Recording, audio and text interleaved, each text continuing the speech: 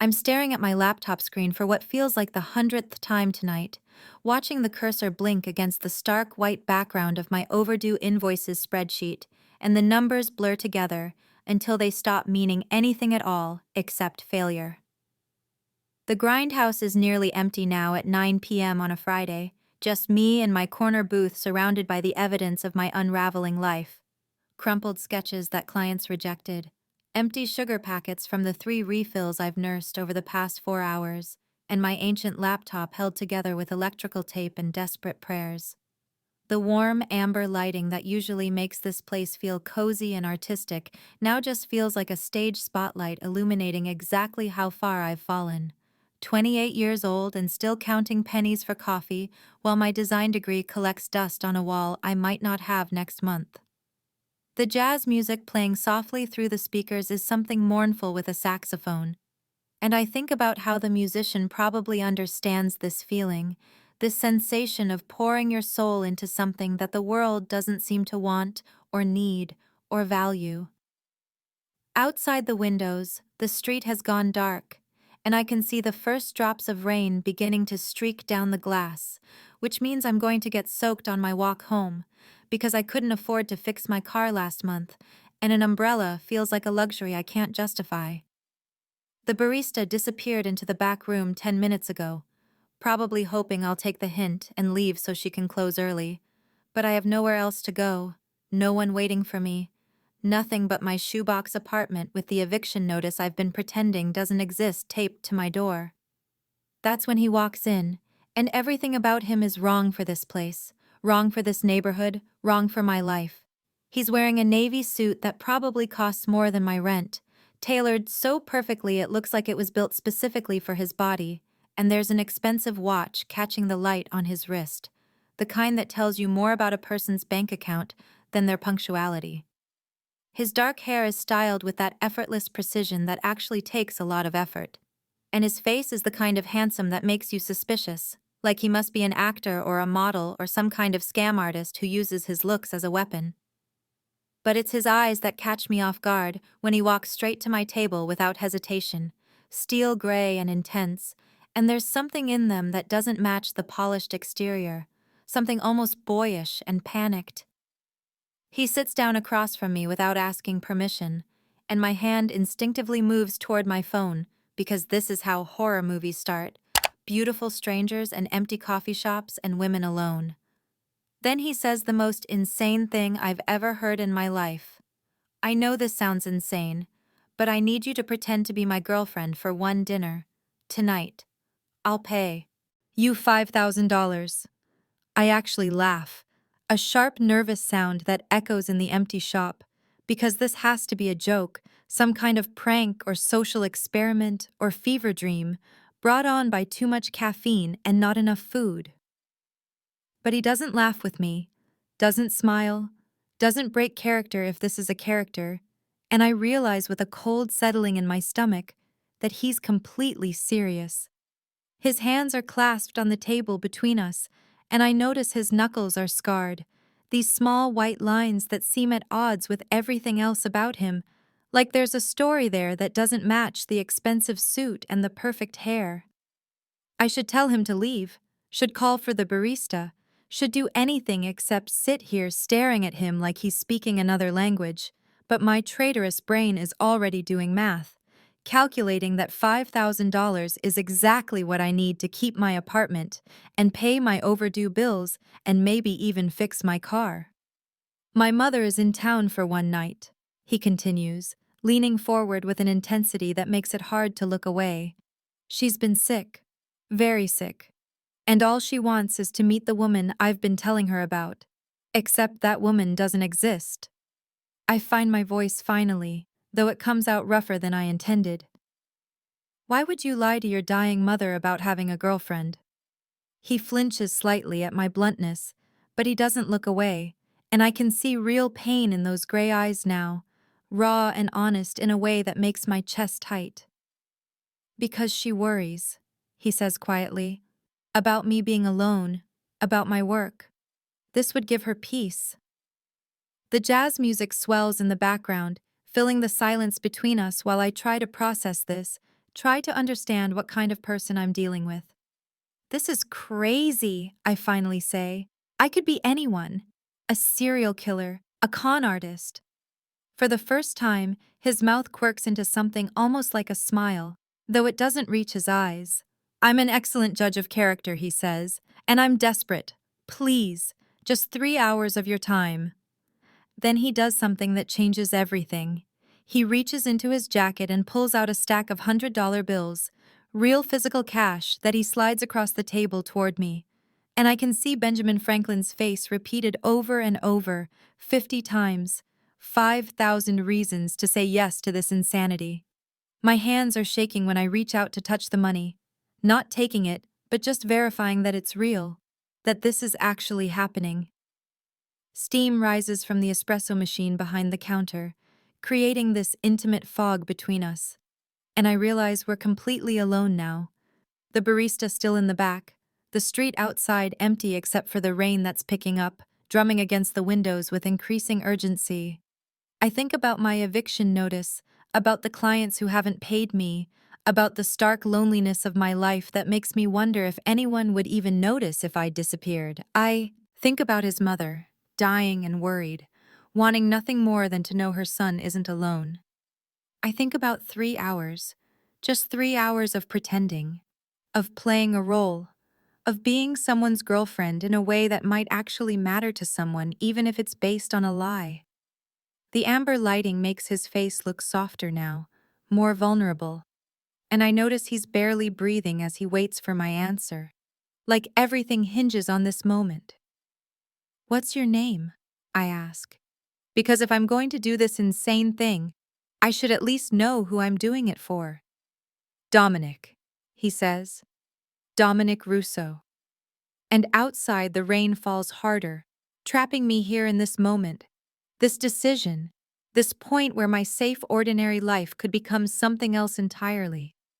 I look at the money, at his desperate eyes, at my laptop screen with its damning numbers, at the dark, rainy street where I'd have to walk home alone to my empty apartment and my empty life. 3 hours, I say, and I'm not sure if I'm asking or agreeing. Just 3 hours. He nods quickly, relief washing over his features. Just 3 hours. I have a car waiting outside. I'll take care of everything. You just have to smile and hold my hand and let my mother believe that someone loves me. The way he says it, like being loved is some impossible thing he can only pretend at, breaks something in me. I close my laptop, gathering my scattered sketches and shoving them into my bag. And when I stand up, my legs feel unsteady, like I'm about to walk off a cliff, but I'm doing it anyway. He stands too, taller than I expected, and he waits while I grab my worn jacket, doesn't rush me, even though I can feel the urgency radiating off him. The barista emerges from the back room looking surprised that we're both here, and Dominic pulls out his wallet and leaves a $100 bill on the counter for my coffee refills, which is such an absurd tip that she just stares at it in shock. Then we're walking to the door together, and he holds it open for me, this small gesture of courtesy that seems important somehow, and the rain hits my face cold and sharp and real. There's a black Mercedes waiting at the curb, sleek and expensive and completely out of place in this neighborhood. And when he opens the passenger door for me, I hesitate one last moment on the edge of this decision. But then I think about $5,000 and 3 hours, and a dying woman who just wants to know her son is loved. And I slide into the leather interior, breathing in the scent of wealth and danger and possibility. Dominic gets in beside me, and as we pull away from the grindhouse, I watch it disappear in the rearview mirror, this safe, familiar place where I've spent so many Friday nights alone. And I wonder if I'll ever be that version of myself again, or if I'm about to become someone completely different. The Mercedes moves through the city like it owns the streets, and maybe it does, and Dominic is talking fast, his words tumbling over each other with an urgency that makes my heart race.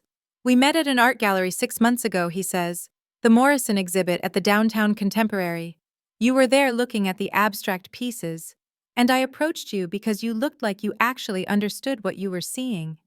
I tried to absorb the details, nodding along while watching the neighborhoods transform outside my window from familiar rundown blocks to areas I've only seen in magazines, where buildings gleam with wealth and perfect landscaping. You're a graphic designer, which is true, so that's easy. And we bonded over modern art and Italian food and old movies. Keep it simple, keep it close to the truth. I'm supposed to be reserved but warm with his mother, affectionate but not over the top, in love but not theatrical about it. Then he pulls out a small velvet box from his jacket pocket and opens it to reveal a delicate silver bracelet with small diamonds that catch the passing streetlights. And my breath catches, because this is real, this is expensive, this is the kind of gift that means something. So it looks like I give you gifts, he says quietly, and he takes my wrist with surprising gentleness and fastens the bracelet around it, his fingers warm against my skin. The weight of it feels foreign and thrilling and terrifying all at once. Carmelo's is the kind of restaurant I've walked past 100 times, but never imagined entering. All old-world elegance with a doorman who opens Dominic's car door like he's been expecting us, like we're royalty or celebrities or something equally impossible. Inside, the air smells like garlic and wine and old money, and a man in an immaculate suit appears immediately, greeting Dominic by name with a deference that seems almost fearful. Mr. Russo, your party is waiting in the private dining room. Everything has been prepared exactly as you requested. We follow him through the main restaurant where other diners glance up and then quickly away, and I notice the way conversations pause as we pass, the way eyes follow Dominic with something that isn't quite respect and isn't quite fear, but somewhere in between. The private room is everything Dominic promised it would be. Dark wood paneling and oil paintings of the Italian countryside, a single table set with crystal and china that probably costs more than my entire apartment, candles casting dancing shadows that make everything feel intimate and theatrical. And there she is, Vittoria Russo, seated in a wheelchair at the head of the table, and she's smaller than I expected, more fragile, with paper-thin skin and eyes that have seen too much but still hold warmth. There's a nurse standing behind her, professional and watchful, and another man at the table who can only be Luca, younger than Dominic by a few years, handsome in a sharper, more dangerous way, and the look he gives me is pure calculation. Dominic transforms the moment his mother sees him, his whole face softening into genuine joy, and he crosses to her quickly and kisses both her cheeks with such tenderness that I feel like I'm intruding on something private. "Mama," he says, and even his voice is different, warmer, younger somehow. "This is Claire. I want you to meet her."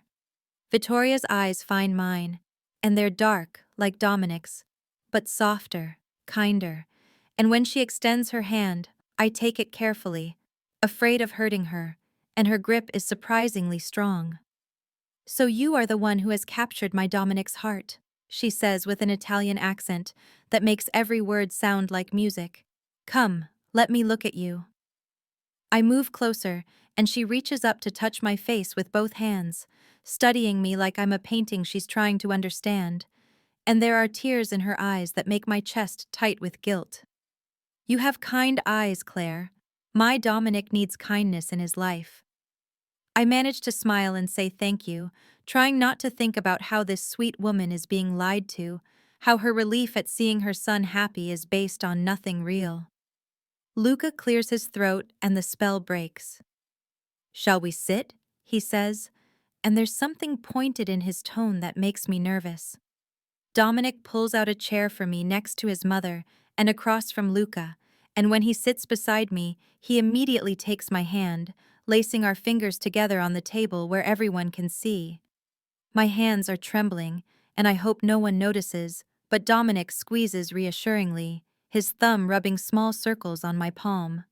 The dinner begins with wine being poured by a server who treats Dominic like visiting royalty, and Vittoria starts asking questions in her gentle way about how we met, and I recite the story Dominic created, trying to make it sound natural, trying to remember that I was supposedly looking at abstract art when he approached me. She smiles and nods and asks what I loved about the exhibit, and I improvise based on the art books I've paged through at bookstores I can't afford to buy from, talking about color theory and emotional resonance until she's nodding with approval. But Luca isn't buying it. I can tell by the way he leans back in his chair with his arms crossed, watching me like I'm a suspect in an interrogation. "So, Claire," he says with false casualness, "what do you know about our family business?" The question hangs in the air, heavy and dangerous, and I feel Dominic tense beside me, his hand tightening almost imperceptibly on mine. I meet Luca's eyes and force myself to hold his gaze. "He keeps work and personal life separate," I say carefully. "I respect that." Luca's smile doesn't reach his eyes. "How modern of you. Most women want to know everything about their man's life." "I'm not most women," I reply, and I mean it to sound confident, but I'm terrified inside. Terrified of saying the wrong thing, of revealing that I met Dominic less than an hour ago. Dominic shifts in his seat and says something in Italian, rapid and harsh, and Luca responds in the same language, and even though I don't understand the words, I can hear the warning in Dominic's tone and the challenge in Luca's. Vittoria interrupts them with a gentle chiding, also in Italian, and they both fall silent like chastened children. She turns to me and pats my hand. "Forgive my sons. They forget their manners when they argue. Tell me, Claire, do you cook?"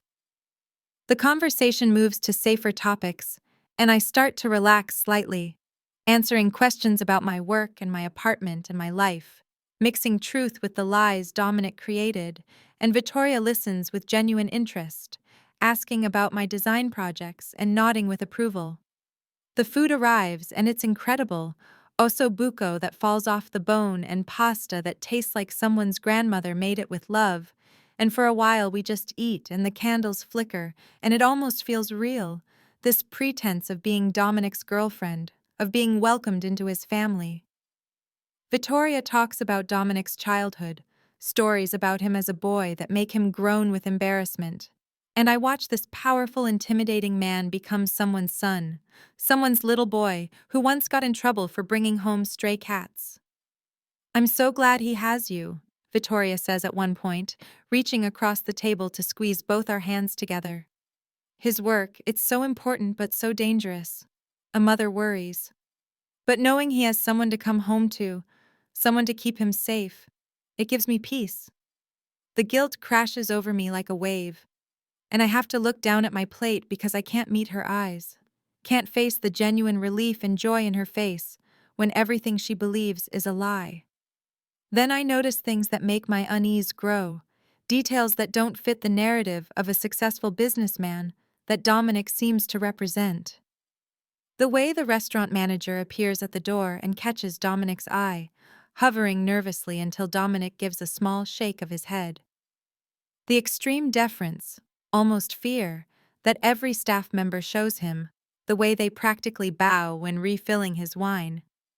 Through the window I can see the city lights glittering in the rain, and I notice security cameras in the corners of the private room, more than seems necessary for a normal restaurant.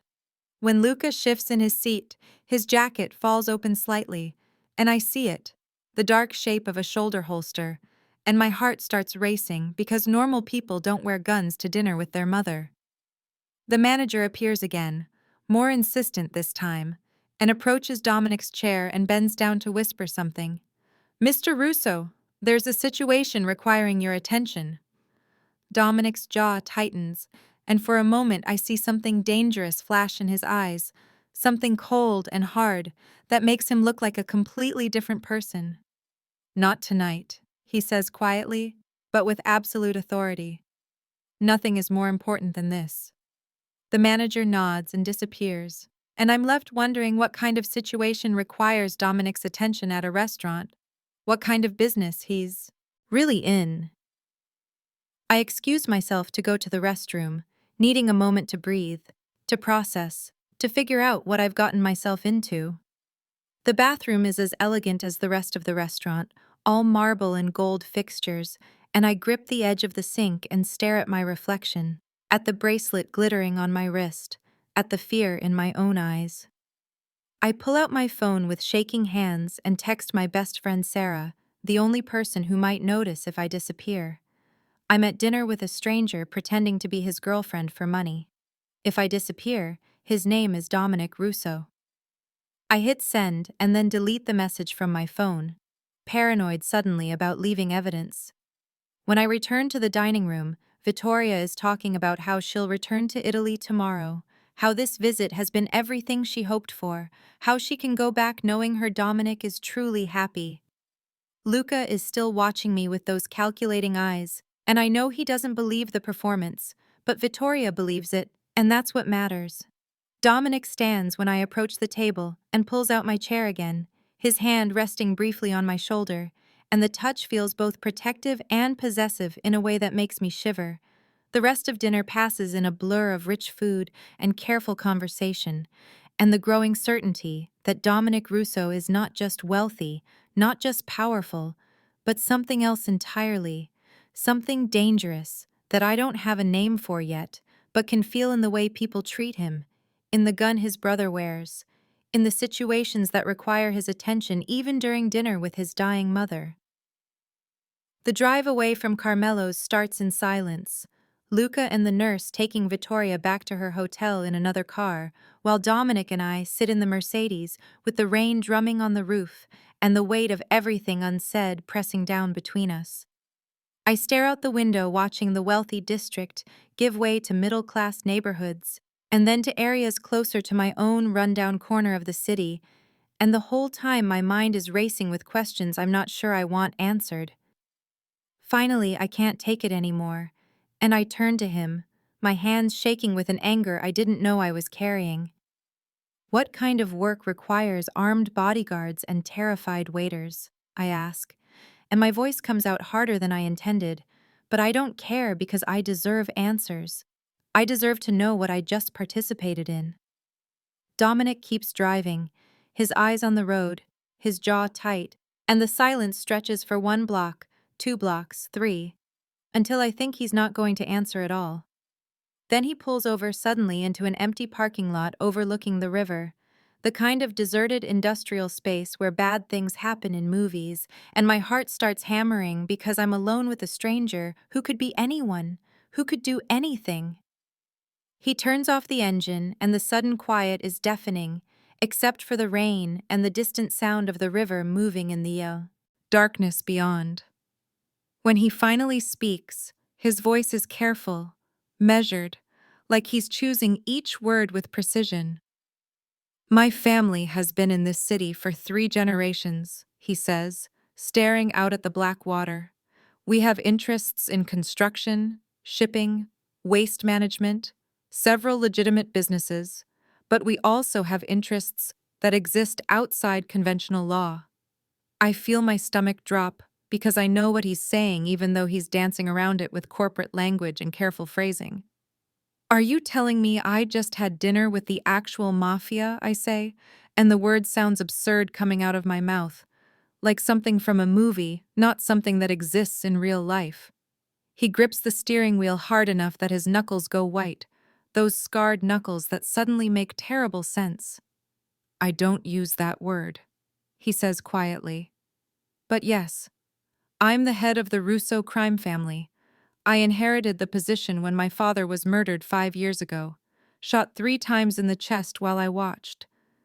The casual way he says it, like murder is just a fact of life, makes my whole body go cold. I reach for the door handle instinctively, some primal part of my brain screaming at me to run, to get away from this dangerous person. But the door is locked, and I fumble with the mechanism while Dominic watches me with something that looks almost like sadness in his steel-gray eyes. "People like you ruin lives," I say. And I'm angry now. Angry at him for lying. Angry at myself for being stupid enough to get in a car with a stranger. "You're criminals." He doesn't argue, doesn't get defensive, just nods slowly like he expected this reaction. "People like me keep order in places the police have abandoned," he says with quiet intensity. We protect our neighborhoods, we take care of our people, we make sure the streets are safe for children and old women. But I won't justify myself to you. You have every right to judge me. His honesty disarms me somehow.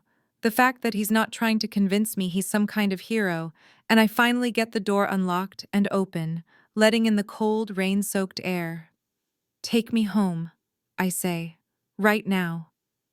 He starts the car without argument and pulls back onto the street, and I notice he doesn't try to stop me from leaving, doesn't lock the doors, or make threats, or do any of the things I half expected.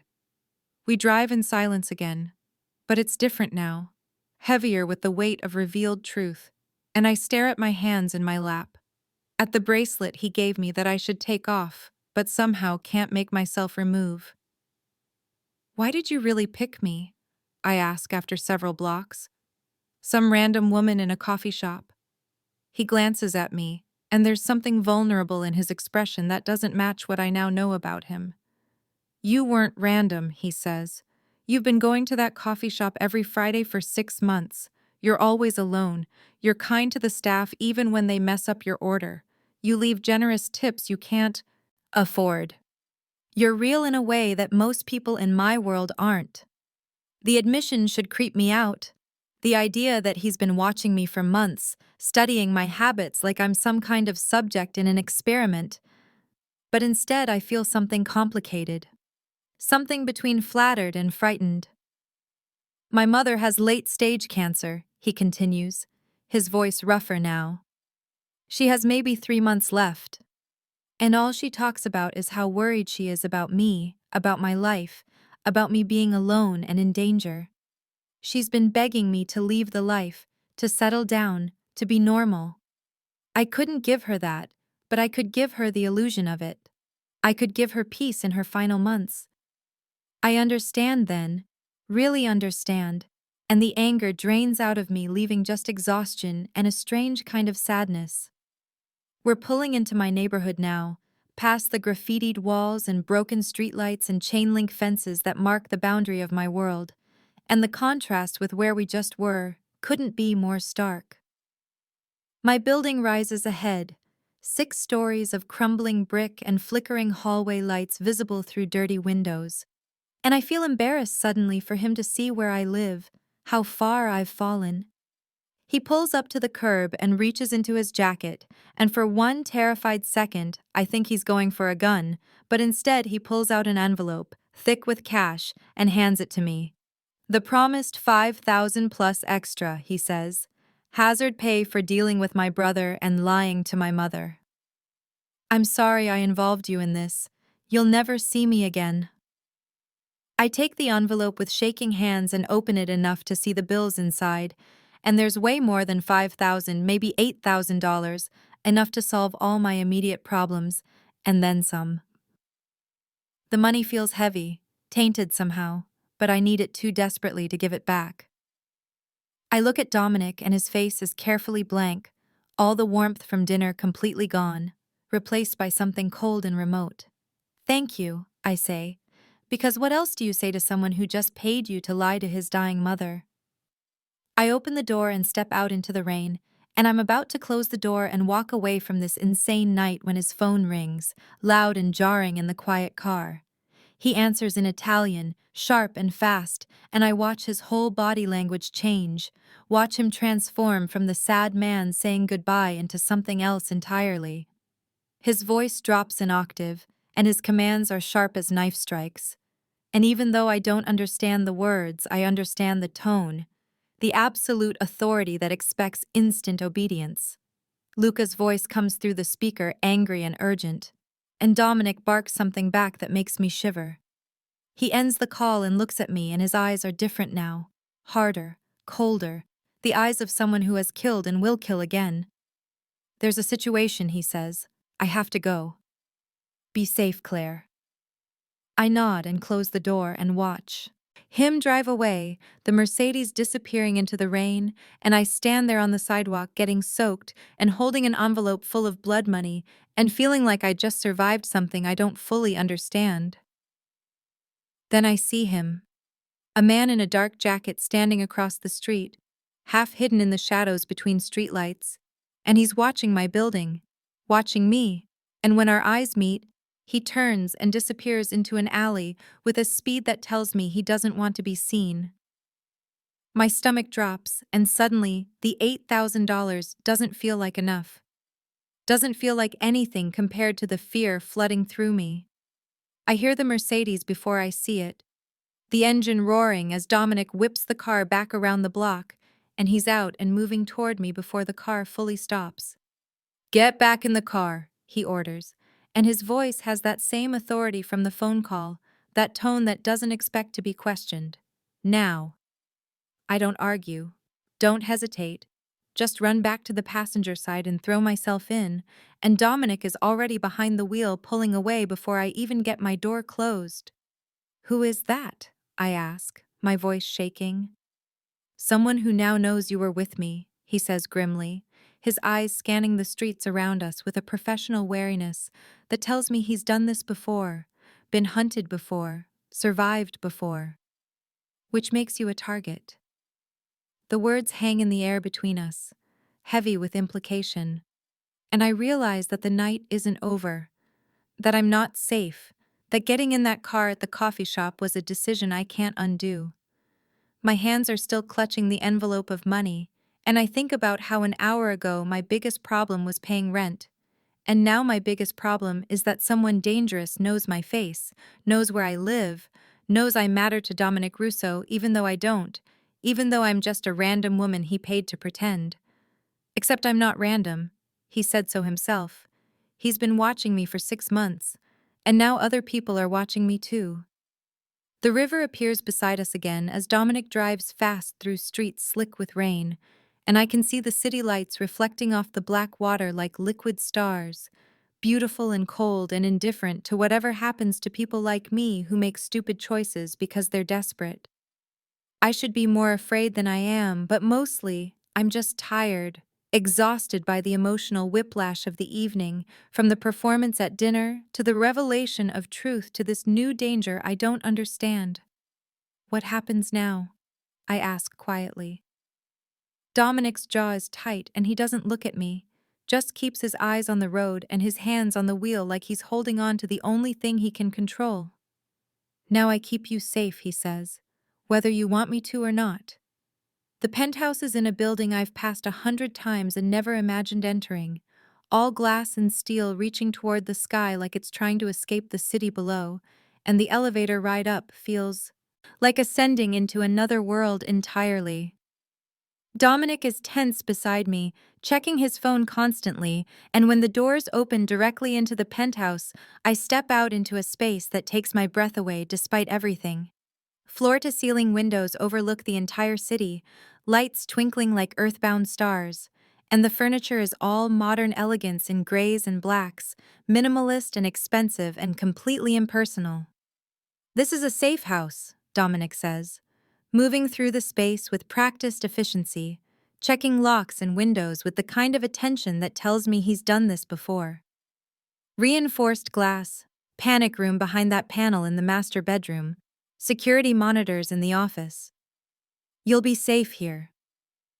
I turn on him, all the fear and anger and confusion of the night finally boiling over. "You can't just keep me here," I say, my voice rising. "I have a life, clients, responsibilities, people who will notice I'm gone."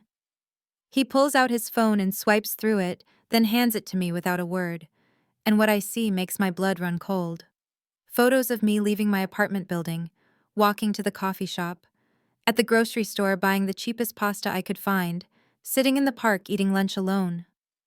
Surveillance images taken over days or weeks, evidence that I've been watched, studied, marked. "The Castellano organization has been probing for weaknesses," Dominic says quietly. "If they believe you're important to me, they'll use you as leverage. They'll hurt you to hurt me." "I can just disappear," I argue desperately, even though I'm looking at proof that disappearing isn't an option. "Go stay with my friend Sarah. Leave the city, something." He takes the phone back and his expression is almost pitying. They already know where your friend lives. They know where you work, where you shop, where you go when you can't sleep at 3 in the morning. You're already marked, Claire. The only question is whether you're marked and protected or marked and vulnerable. And you'll return to all of it, he continues, his voice firm but not unkind. But not until I know you're safe. A week at most, until we resolve the situation with the Castellanos. Then I throw the envelope of money at him, and it hits his chest and falls to the expensive hardwood floor, bills scattering. I don't want blood money, I say. He looks at the scattered cash for a long moment, then bends and picks it up with calm precision, gathering every bill. All money is blood money, he says, holding it out to me. At least be honest about it. Your landlord doesn't care where your rent comes from. Your grocery store doesn't care whose blood paid for your food. The only difference is that I'm not pretending to be clean. I don't take the money back, but I don't argue either. Just stand there in this beautiful prison while Dominic makes a phone call in Italian, and a few minutes later an older man arrives, maybe 60, with silver hair and kind eyes, and the bearing of someone who has seen everything and been surprised by nothing. This is Marcus, Dominic says. My consigliere. He'll stay with you while I handle business. Marcus extends his hand, and I shake it automatically. Miss Morrison, he says with old-world courtesy. Mr. Russo doesn't bring people here. This place is his sanctuary. You should feel honored.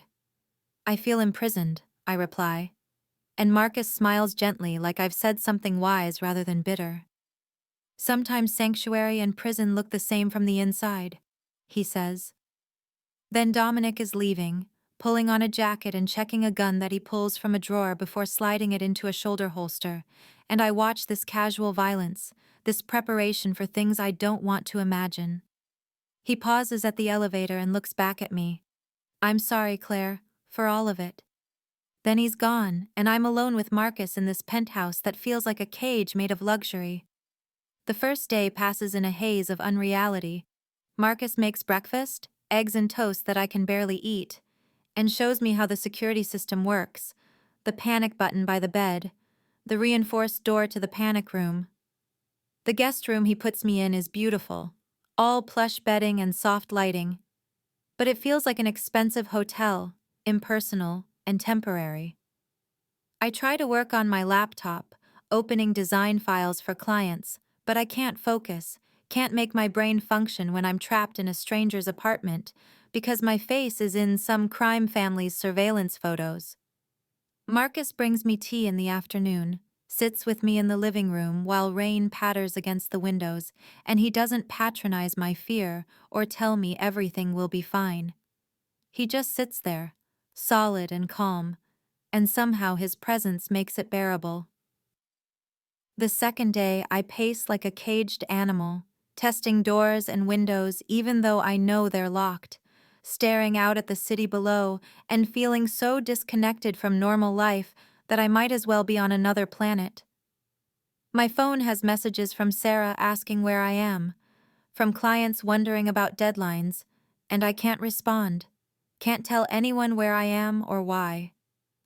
Marcus watches me pace but doesn't comment, just keeps bringing food and tea and occasionally making quiet conversation about nothing important, the weather, the news, safe topics that don't require me to think about surveillance photos or rival crime families.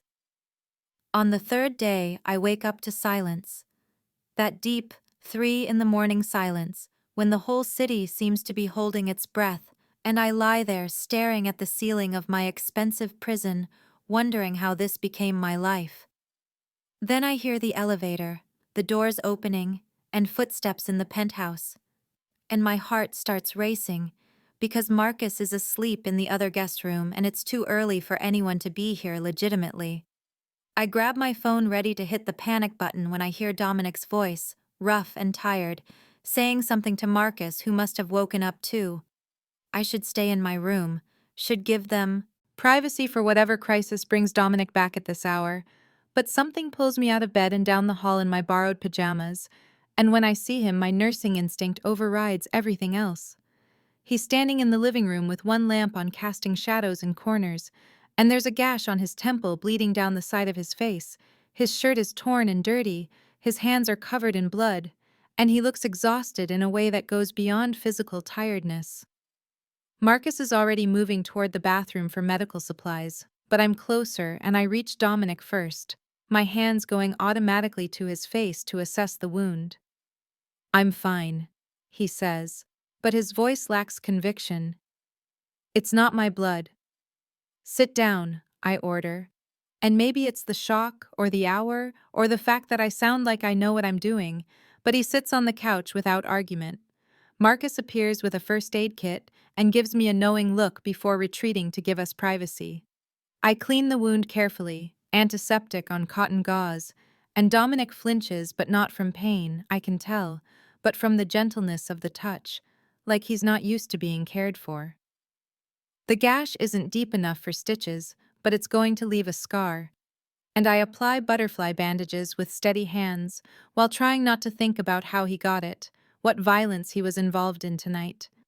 "How do you live like this?" I ask quietly, "always looking over your shoulder?" He's silent for a moment, his eyes closed while I work. "The same way you live with no safety net," he finally says. "You adapt. You become harder." "But you don't seem hard right now," I reply. And it's true. Sitting here in the lamplight with blood on his face and exhaustion in every line of his body, he seems almost vulnerable. "That's because you're seeing me," he says, opening his eyes to meet mine. "Not many people do." I finish bandaging the wound and sit back. And we're close enough that I can smell gun oil and cologne, and the copper tang of blood, and the scent should repel me, but instead I feel something complicated, something between fear and fascination. "Your mother sees you," I say, thinking of Vittoria's gentle eyes and the way Dominic transformed around her. He closes his eyes again, and there's real pain in his expression now. "My mother sees who I was," he says, "not who I've become." We sit in silence for a while, the city glittering below us through the windows, the rain a soft soundtrack. And I should go back to my room, but I can't make myself move. I think about my own parents, about the day they chose drugs over me, about being 16 and suddenly alone in the world, about building a life out of nothing because no one was going to save me. "My parents left when I was 16, I hear myself say, and I don't know why I'm telling him this, except that the darkness and the intimacy of the moment makes confession feel natural. Walked out one day and never came back. Chose their addiction over their daughter. I built everything I have from nothing, and it still isn't enough, still isn't stable, still feels like it could all fall apart at any moment." Dominic opens his eyes and looks at me with something that might be understanding. "My father was shot in front of me when I was 27, he says. 3 bullets to the chest while I held him and he bled out in my arms. His last words were that I had to take over the family, had to be strong, had to never show weakness. I've been trying to be what he needed me to be ever since, and I don't even know who I am anymore under all of it." His hand is on the couch between us, and without thinking, I reach out and touch it, just my fingers on his scarred knuckles, and he looks at our hands like he's seeing something impossible. "I'm sorry I brought this into your life," he says quietly. "Sorry you're trapped here. Sorry you're in danger. Sorry for all of it." I should pull my hand away, should remind myself that he's dangerous and I'm his captive, and nothing about this situation is okay, but instead, I leave my hand where it is and feel his hand tremble slightly under mine. "We're both survivors," I say, "both alone. Both trying to figure out how to live in a world that doesn't make it easy. Maybe that's enough for tonight." His thumb moves slightly, stroking across my knuckles, and the touch is tentative, questioning, and I don't pull away even though I should. The lamp casts shadows that make the moment feel suspended somehow, outside of normal time, and I can hear sirens in the distance, the city continuing on while we sit here in this penthouse sanctuary prison. Dominic's eyes are heavy, and I realize he's about to collapse from exhaustion. "You need sleep," I say. He nods but doesn't move. So do you. I stand up and he catches my hand before I can step away. Thank you, he says, for taking care of me, for not running, for being here. I squeeze his hand once and then let go, because if I don't, I'm afraid I won't. Get some rest, I tell him. We both need it. Back in my room, I lie awake, staring at the ceiling and feeling the ghost of his hand in mine. And I know something has shifted tonight, something I can't undo. And I'm not sure if that terrifies me or if somewhere in the terror there's something else, something that feels dangerously close to hope. I wake to the sound of gunfire, and for a long, confused moment I think I'm dreaming. That my brain has created some nightmare scenario out of the stress and fear of the past 5 days. But then there's shouting, and the unmistakable sound of breaking glass, and I realize with cold terror that this is real. This is happening. The penthouse is under attack. My door crashes open and Marcus is there, moving faster than I've ever seen him move, his gun drawn, and his face set in grim determination. "Panic room," he says, grabbing my arm and pulling me out of bed. "Now." We run through the penthouse, and I can hear more gunshots, closer now, and the sound of men shouting in Italian, and my heart is hammering so hard I think it might burst out of my chest. Marcus practically throws me through the hidden panel in the master bedroom into a small reinforced chamber, and the last thing I see before he closes the panel is his kind face trying to be reassuring. "Stay quiet, stay down. Mr. Russo is on his way." Then I'm alone in the darkness with only small emergency lights casting everything in a sickly green glow, and I curl up in the corner with my hands over my ears, trying to block out the sounds of the battle raging outside. The walls are thick and soundproofed, but I can still feel the vibrations of violence, the dull thuds of bodies hitting floors, more gunshots that make me flinch even through the reinforcement. I pull out my phone with shaking hands, but there's no signal in this reinforced tomb, no way to call for help, no way to know what's happening except through the muffled sounds that penetrate the walls. I'm praying without even realizing I'm doing it, desperate bargains with a God I'm not sure I believe in. Please let Marcus be okay. Please let Dominic get here. Please don't let me die in this beautiful penthouse that was supposed to keep me safe.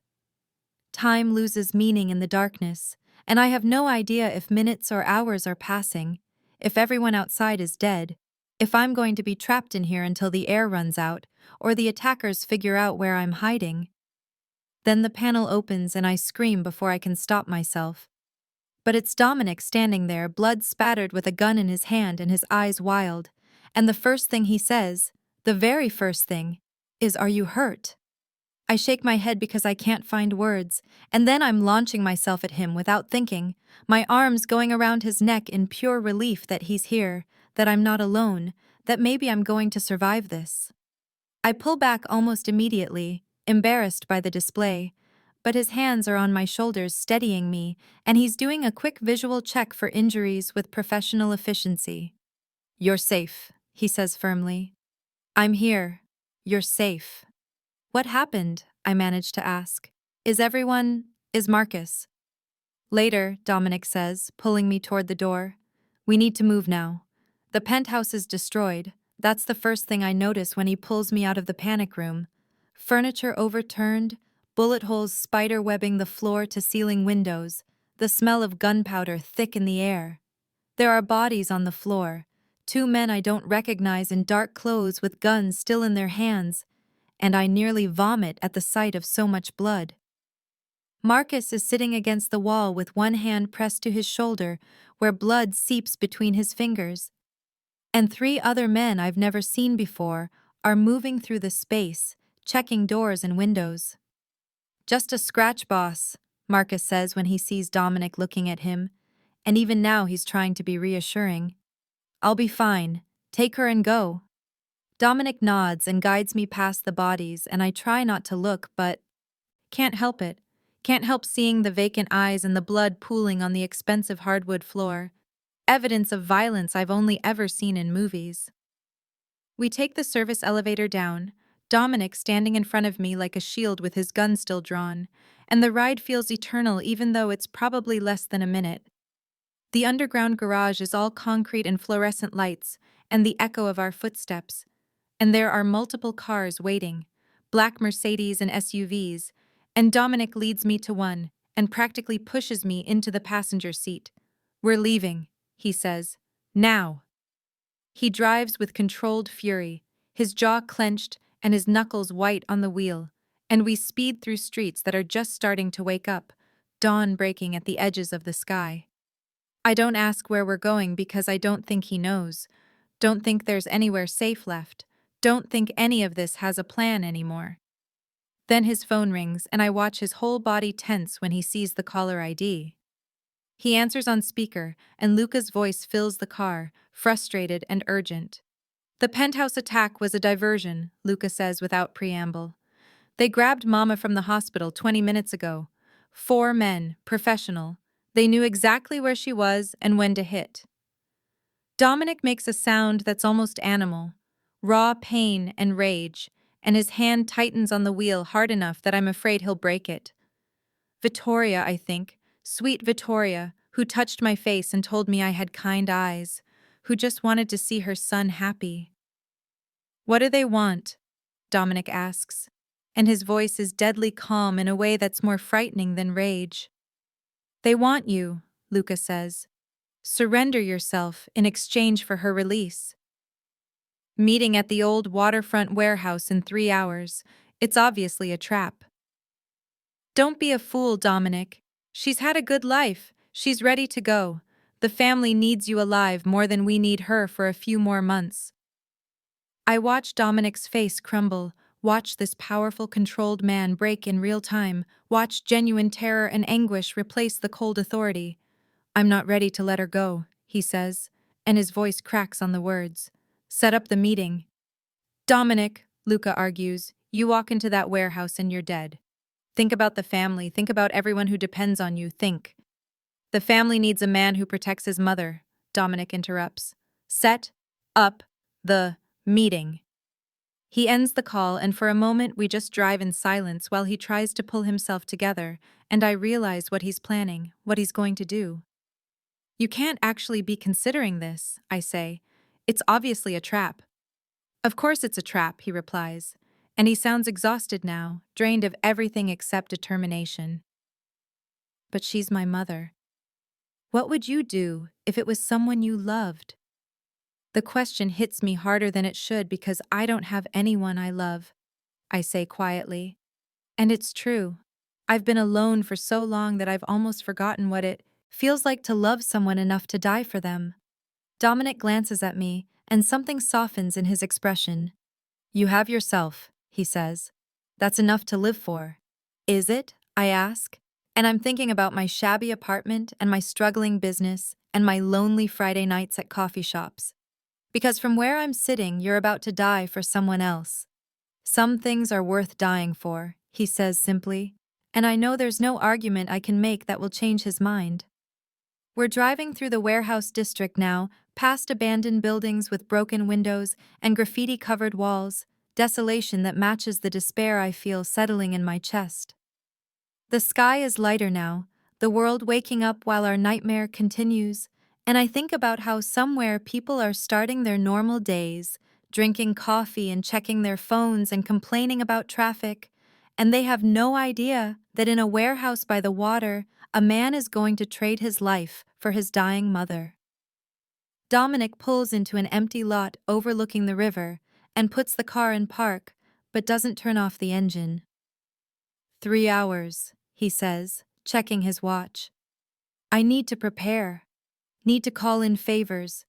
Need to set up what backup I can, even though we both know it won't be enough." He turns to me and takes my hand, and I can feel his trembling slightly, the first time I've seen him truly afraid. "After this is over, whatever happens, I need you to promise me something. Take the money, disappear, live your life. Forget you ever met me." I'm staring at our joined hands and thinking about the past 5 days, about dinner with his mother and the panic room and the moment in the lamplight when he let me see him, really see him. I can't promise that, I say. Can't promise to forget you. He closes his eyes and I see real pain in his face. Claire, please don't make this harder. There has to be another way, I say, even though I don't know what it is, even though I can't imagine a scenario where this ends well. There isn't, he says. And he sounds so certain, so resigned, like he's already accepted his death. But maybe that's okay. Maybe dying for her is the one good thing I can do to balance out all the bad. Maybe it's the only way I can be the son she deserves. I think about Vittoria's words at dinner, about how she worried about him being alone, about how she wanted him to leave the life and be safe. She wouldn't want this, I say. Wouldn't want you to die for her. She's dying anyway, and she knows it. She'd want you to live. Dominic opens his eyes and looks at me with such hollowness that it breaks my heart. Living without protecting the people you love isn't living, he says. It's just existing. And I'm tired of just existing.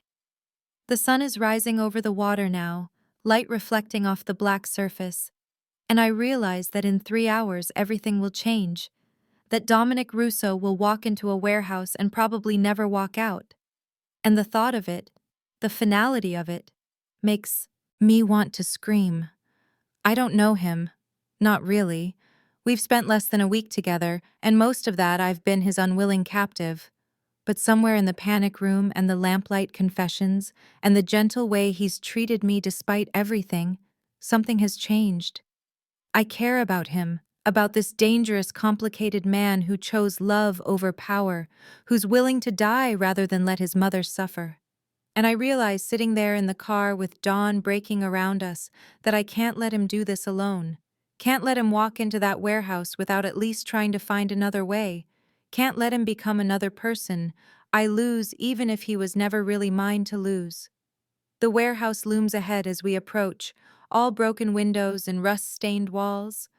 The kind of place where bad things happen and nobody asks questions. And I can see Luca's cars already positioned around the perimeter. A dozen men trying to look inconspicuous while being obviously armed and ready. Dominic parks and turns to me with that commanding expression I've come to recognize.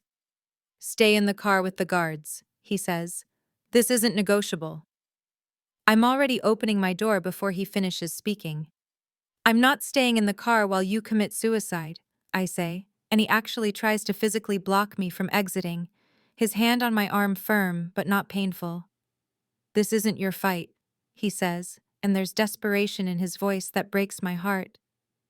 "I made it my fight when I said yes to your insane proposal," I reply, pulling free and stepping out onto the cracked pavement. "They took your mother because of me, because you brought me to dinner, because they saw me with you. I owe her this." Dominic stares at me for a long moment, and I can see the calculations happening behind his eyes, the way his tactical mind is processing this new variable. Then something shifts in his expression, something that might be hope or might be acceptance. "You being there might actually help," he says slowly. "They don't know you're not really my girlfriend. Your willingness to walk in with me makes it seem more real, makes them think I'm truly surrendering everything for love." I take his hand before he can change his mind and our fingers lace together, his grip protective and mine steady, despite the terror coursing through me. We walk toward the warehouse entrance together, and I can feel Luca watching us from his position, can feel the weight of a dozen pairs of eyes tracking our movement, can feel the sun warming my back while we walk into shadows. The warehouse interior is cavernous, dusty light filtering through broken skylights, creating dramatic beams through the gloom, and the smell of rust and river water is overwhelming.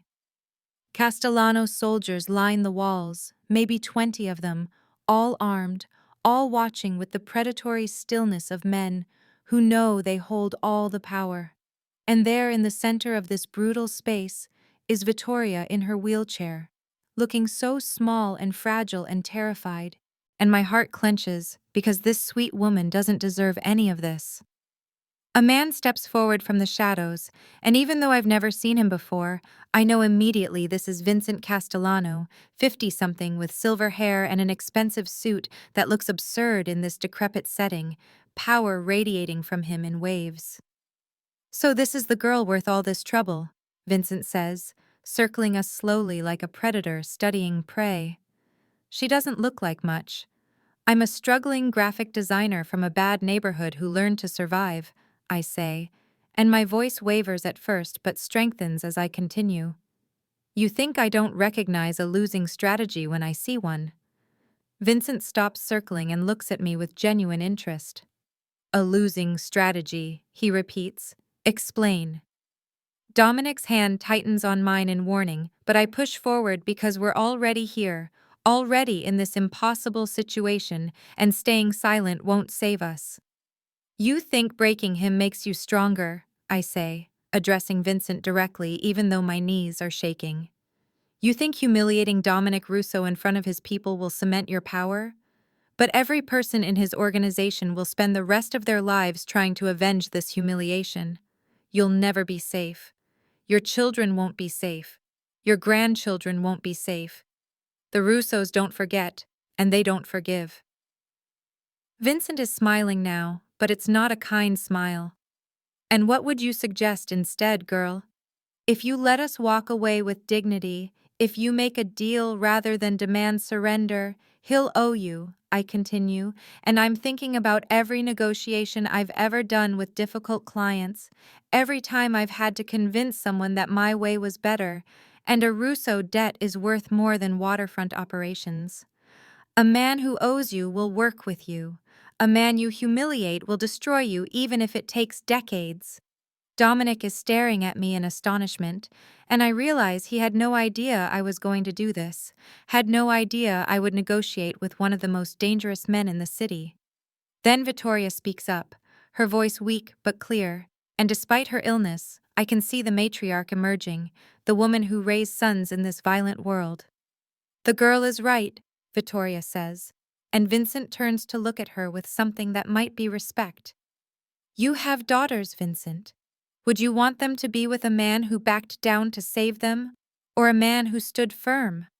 Would you want them with someone who could be broken, or someone whose word is iron? But if you humiliate my son here today, you don't break just him. You break the possibility of peace. You break the old rules we all lived by. And then what do we have except endless war?" The warehouse is silent except for the sound of water dripping somewhere and the distant cry of seagulls. Vincent looks between the three of us, his expression unreadable, and I hold my breath because I don't know if my words landed or if I just signed all our death warrants. Then he laughs, genuine and surprised. "You've got spine, girl," he says. "Fine. Different terms.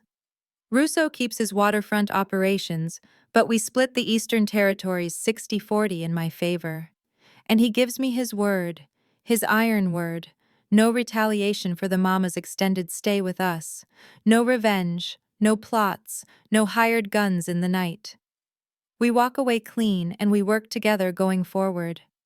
Dominic's jaw is clenched so tight I'm afraid his teeth will crack, and I can feel the fury radiating off him in waves, but he's smart enough to recognize the better deal when he hears it. "You have my word," he says through gritted teeth. "The Eastern Territories are yours, 60-40, and there will be no retaliation." Vincent nods and gestures to his men who wheel Vittoria toward us, and Dominic releases my hand to rush to his mother, dropping to his knees beside her wheelchair and checking her over with frantic hands. "Mama, are you hurt, did they?" "I'm fine," she says, touching his face with her paper-thin hands. "I'm fine, my darling boy." They were not unkind. She looks past him to me, and her eyes are bright with understanding. "Thank you for saving my son," she says. "I was wrong about you at dinner. You're not just kind. You're strong. The kind of strong he needs." We leave the warehouse together, Dominic pushing Vittoria's wheelchair with me, walking beside them. And when we step out into the morning sun breaking through clouds, it feels like surviving the night, like making it through something that should have killed us. Luca is there immediately, relief and anger warring on his face, and he starts to say something, but Dominic cuts him off with a look. Later, Dominic says, right now I just need to get Mama somewhere safe. In the car, Dominic finally breaks, his wall crumbling as he holds Vittoria's hand and shakes with the aftermath of fear and relief.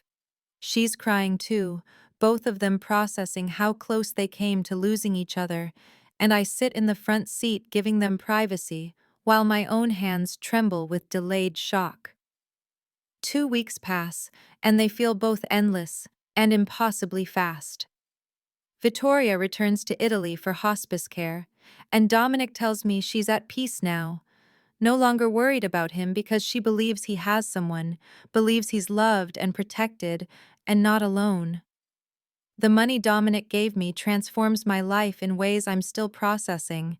A new apartment in a safer neighborhood with actual working appliances, my debts paid off, my car fixed, a buffer in my bank account that means I don't have to take every terrible client just to survive. I should feel guilty about keeping the money, but mostly I just feel grateful. Grateful for the breathing room, grateful for the security, grateful for the chance to build something stable. Friday night finds me back at the grindhouse, my corner booth, my laptop open but mostly ignored while I watch rain start to patter against the windows. The barista knows my order by heart and brings me my coffee with a smile, and the jazz music playing is something mournful with a saxophone that reminds me of another Friday night that feels like a lifetime ago. Then Dominic walks in, and my heart does something complicated in my chest, and he's wearing a well-cut suit, but he looks different somehow, less desperate, less blood-spattered, less haunted, just a man in his 30s looking for someone. I hear there's a graphic designer who frequents this place, he says, sitting down across from me without invitation just like he did 2 weeks ago. Someone told me she's talented, brave, and has a terrible habit of getting into dangerous situations. That sounds like someone I know, I reply, and I can't help smiling. Is he looking for a real girlfriend, or does he still need someone to pretend? Dominic reaches across the table and takes my hand, his thumb tracing over my knuckles in that gesture I've come to recognize. I'm done pretending, he says, and his eyes are serious, vulnerable, open in a way I've never seen them. With you, I want everything to be real. Real is messier, I say, lacing my fingers through his. Real means dealing with your world and my past, and all the complications that come with actually choosing each other, instead of being forced together by circumstances. I know, he says, but I think we can handle messy. I couldn't stop thinking about you, he continues, not because you saved my life, though you did, but because you saw who I was, really saw me, and you didn't run. I ran, I correct him, multiple times. You kept pulling me back. Will you let me keep doing that? He asks. Pulling you back when you try to run. Only if I get to pull you back too, I say. From the darkness, from the violence, from the loneliness, from thinking you have to face everything alone. Deal, he says, and his smile is genuine and warm and transforms his whole face. Though I should warn you, my mother will want to meet you again. For real this time, no more pretending. I'd like that, I tell him honestly. She's a formidable woman. She'd say the same about you, he replies. She called me from Italy yesterday and spent 20 minutes telling me not to let you get away, that women with spine are rare and precious, and I'd be a fool to lose you. The rain is falling harder now, drumming on the windows, and I think about how 2 weeks ago this rain trapped me here with a desperate stranger. And now it's falling again, but everything is different. We're choosing this, choosing each other, choosing to try something real, despite all the reasons it shouldn't work. The coffee shop is warm and familiar around us, and the jazz music swells, and Dominic is still holding my hand across the table like he's afraid I might disappear. I'm not going anywhere, I say quietly. Not unless you want me to. I never want you to, he replies.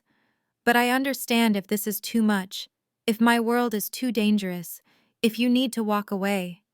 I've already walked into a warehouse full of armed men for you, I point out.